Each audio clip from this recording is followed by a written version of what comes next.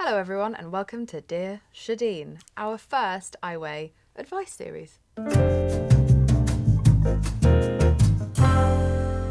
I just want to start off by saying that Shadeen Francis here is a sex and relationship therapist.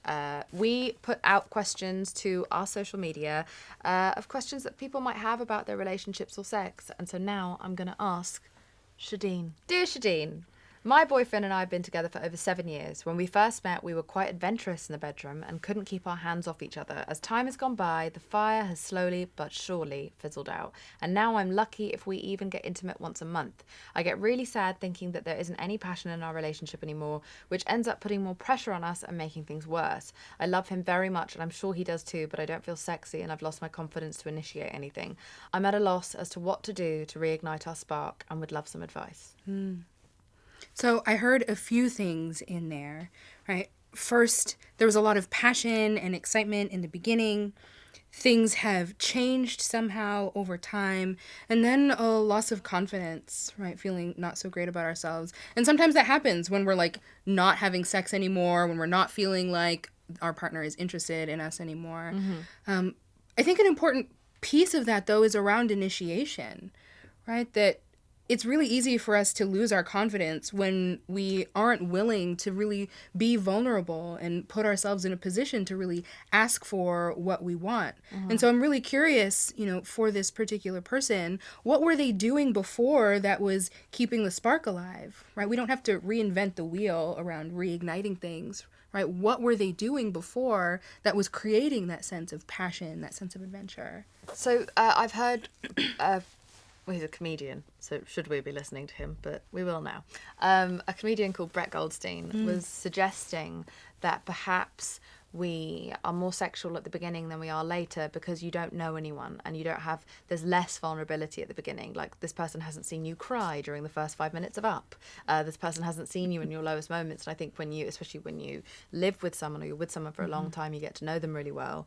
And that means you see them in all of their forms, and therefore you feel too exposed to suddenly go from talking about like the dishes or this weird rash you have on your bum to suddenly being like, which is not how I initiate sex. If you figure out how to do that, I'm sure people would be really interested in it. I think there's lots of different ideas about why passion might fade over time. One of the ways that I like to think about it is that passion is active. I think that we assume that passion exists at baseline and that it's just supposed to be there, just waiting for us, even if we're not doing anything about it. But passion will fade if we're not actually working at it or investing in it. It's sort of, if you don't use it, you lose it. Right? And so in the beginning of our relationships, we're really intentional about being passionate, right? We're texting each other, we're flirting with each other, we're making dates, we're getting dressed up. We're really thinking about how can I be desirable, right, to whomever, and paying attention to the ways in which people maybe are desiring us in return. And so when we stop doing those things because we get busy, because we get bored, because we don't think that we need to, because we've never thought about it before, right? It's really easy for it to feel like a really big hurdle. And so we're even thinking about what were the things that we were doing in the beginning. That can be a really great starting place for how we reintroduce that without having to make up some new crazy thing, right? How do we get back into the adventures that we used to have? Cool. So, dear Shadeen, my partner and I both feel guilty because he has a higher libido than I do and we don't know how to manage it. Do you have any advice? Can't he just wank sometimes? Well, sure. Yes, that would help. Okay. That would help if this person's feeling really pressured by his libido, right? Then absolutely there are things that he can do by himself with himself. But both of them feel guilty. Right, which to me is really interesting, and I think that there's a lot of pressure for couples to somehow be just the same in what they want, which if we were to think of hunger as a similar kind of drive, right, that we're not hungry at the same time, and even if we are, we don't necessarily want to eat the same things or eat them in the same way or have the same amount of food on our plates. So for us to be judging ourselves for, my partner wants to eat more than I do, right, that it's a little silly when we take it away from just centering sex, but we have so much pressure around sex and being sexual in the exact same ways.